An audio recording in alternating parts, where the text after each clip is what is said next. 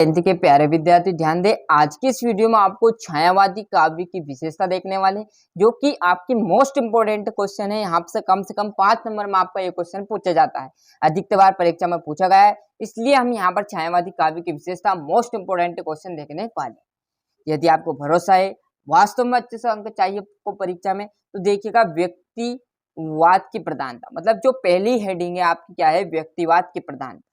मैं क्या कह रहा हूं, सिर्फ आप हेडिंग को याद करना, अंदर का बिल्कुल नहीं करना। अंदर का आप हेडिंग करोगे उसमें ही आपका अंदर का याद हो जाएगा। जैसे आप व्यक्तिवाद की प्रधानता में देखोगे तो छायावादी काव्य में व्यक्ति की भावनाओं का चित्रण हुआ, मतलब व्यक्तिवाद, तो व्यक्तिवाद मतलब व्यक्ति की भावना।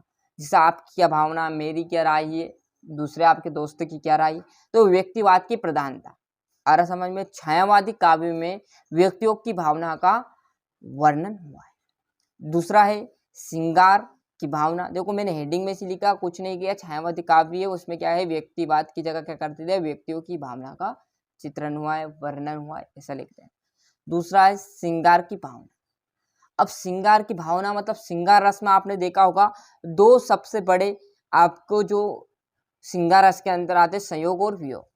तो क्या है, इस काव्य में मुख्य रूप से श्रृंगारी काव्य है, मतलब श्रृंगारी काव्य, मतलब मुक्त रूप से क्या आ जाएंगे, श्रृंगारी काव्य। तो जैसे देखोगे छायावाद का श्रृंगार उपभोग की वस्तु नहीं बल्कि कौतूहल का विषय। क्लियर है, मतलब श्रृंगार का उपयोग की वस्तु नहीं है, मतलब किसका है, कौतूहल का विषय। यह है श्रृंगार की भावना। तीसरा है वेदना और करुणा की अधिकता, मतलब जो इस काल है या इस काव्य में क्या है, वेदना और करुणा की अधिकता है, या इस काव्य में, छायावादी काव्य में वेदना और करुणा को स्पष्ट रूप से उजागर किया गया या चित्रण किया गया, ऐसा भी आप लिख सकते हैं। मैंने कहा ना, सिर्फ आपको हेडिंग बाय हेडिंग करना है। क्या है पहली हेडिंग, व्यक्तिवाद की प्रधानता। दूसरा है श्रृंगार की भावना। तीसरा देखोगे वेदना और करुणा की अधिकता। चौथा आपको है नारी के प्रति नवीन भावना, मतलब नारी के प्रति क्या है, नवीन भावनाएं। इस युग में मतलब छायावादी काव्य में श्रृंगार एवं सौंदर्य का संबंध मुख्य रूप से नारी से, मतलब क्या, श्रृंगार और सौंदर्य का रूप नारी से।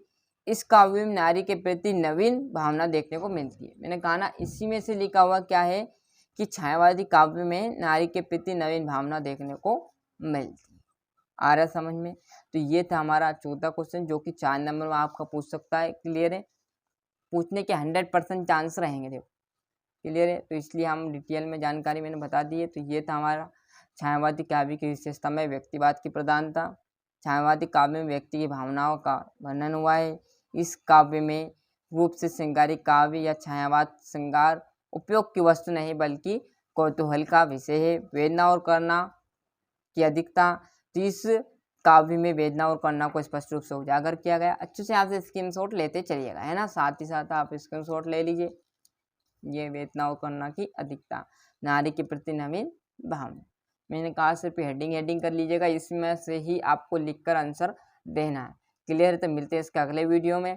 अगली वीडियो आपकी छायावादी काव्य की विशेषता, साथ ही साथ उसके कवियों के बारे में भी हम देखने वाले हैं। अदर सब्जेक्ट भी यहाँ पर वीडियो डल रही नहीं देखी तो चैनल पर जाकर जरूर देखिएगा, जिससे आपको वार्षिक परीक्षा में बहुत मदद मिलने वाली है।